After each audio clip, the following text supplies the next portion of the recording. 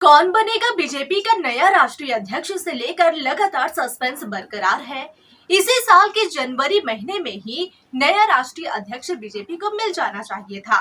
इसे लेकर जो चुनाव की तारीख थी वो टलती चली गई, टलते टलते पूरे अप्रैल महीने तक चली गई।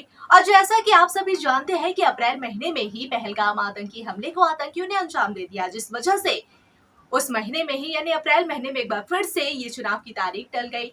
और जैसा कि अब जून का महीना भी शुरू हो चुका है, 6 तारीख गुजर गई और इसी बीच अब खबर आ रही है कि इसी महीने यानी जून महीने के दूसरे हफ्ते में ही बीजेपी को मिल सकता है नया राष्ट्रीय अध्यक्ष। और इसके लिए कई नामों की रेस यहाँ देखने को मिल रही है। तो चलिए अब आपको बताते हैं कि आखिर कौन से हैं वो नाम जो कि रेस में है, और साथ ही ये भी बताएंगे कि आखिर किस आधार पर होने वाला है बीजेपी के राष्ट्रीय अध्यक्ष, प्रदेश अध्यक्ष के चुनाव। कौन बनेगा भारतीय जनता पार्टी का नया राष्ट्रीय अध्यक्ष? इस सवाल पर अभी भी सस्पेंस बरकरार है। कई नामों की चर्चा हो रही है। हालांकि अभी तक आधिकारिक तौर पर संगठन चुनाव को लेकर पार्टी की तरफ से कुछ भी नई जानकारी नहीं दी गई है। बीजेपी के संविधान के अनुसार राष्ट्रीय अध्यक्ष के चुनाव के लिए आधे से अधिक राज्यों में संगठन चुनाव की प्रक्रिया पूरी होना अनिवार्य है। सूत्रों के अनुसार अधिकांश राज्यों में यह प्रक्रिया पूरी हो चुकी है। हाल ही में उत्तर प्रदेश में भी जिला अध्यक्षों के नाम की घोषणा कर दी गई थी। इसके बाद उम्मीद जगी कि जल्द ही राष्ट्रीय अध्यक्ष का भी चुनाव संपन्न हो जाएगा, लेकिन पहलगाम में हुए आतंकी हमले के बाद इसे फिर से टाल दिया गया। राष्ट्रीय अध्यक्ष से पहले भाजपा को कई राज्यों में प्रदेश अध्यक्ष भी चुनना है। उत्तराखंड में एक ब्राह्मण चेहरा सबसे मजबूत दावेदार माना जा रहा है। उत्तर प्रदेश में पहले ब्राह्मण उम्मीदवार पर विचार किया जा रहा था, लेकिन अब पिछड़े वर्ग से अध्यक्ष बनाने की मांग तेज हो गई है। मध्य प्रदेश में अब तक का फार्मूला था मुख्यमंत्री ओबीसी और प्रदेश अध्यक्ष ब्राह्मण, लेकिन अब पार्टी जनजातीय नेता को प्रदेश अध्यक्ष बनाने पर विचार कर रही है, क्योंकि वर्तमान में कोई आदिवासी प्रतिनिधित्व नहीं है।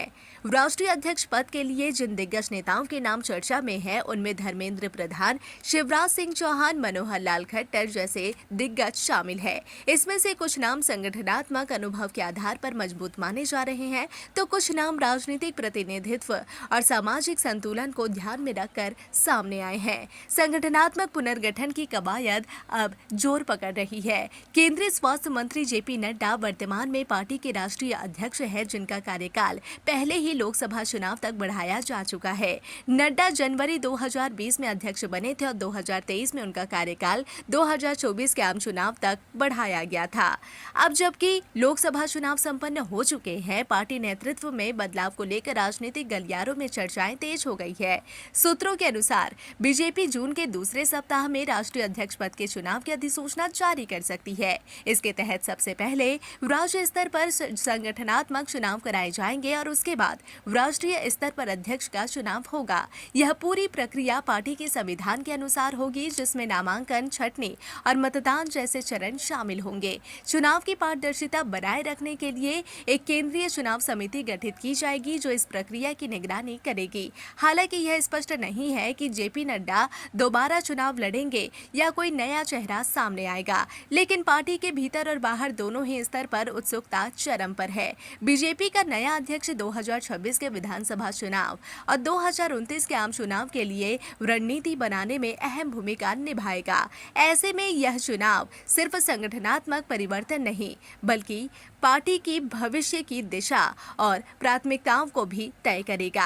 बीजेपी के नए अध्यक्ष के चुनाव पर सिर्फ पार्टी कार्यकर्ता ही नहीं, बल्कि अन्य राजनीतिक दलों की भी पैनी नजर बनी हुई है, क्योंकि इससे पार्टी की नीतियों, संगठनात्मक प्राथमिकताओं और रणनीतियों पर बड़ा असर पड़ेगा। यह चुनाव पार्टी के राजनीतिक भविष्य का रोड मैप तैयार करेगा। तो जैसा कि आपने देखा कि हमने बताया कि बीजेपी के राष्ट्रीय अध्यक्ष के रेस में आखिर कौन कौन से नाम है, और साथ ही ये भी बताया कि प्रदेश अध्यक्ष का जब चुनाव होने वाला है तो किस आधार पर किया जा रहा है। बहरहाल जो बीजेपी के नए राष्ट्रीय अध्यक्ष के चुनाव पर विपक्ष की भी कड़ी नजर, पैनी नजर बनी हुई है। और इसी तरह की तमाम अपडेट के लिए आप भी बने रहिए द न्यूज पोस्ट के साथ और मुझे दीजिए इजाजत। नमस्कार।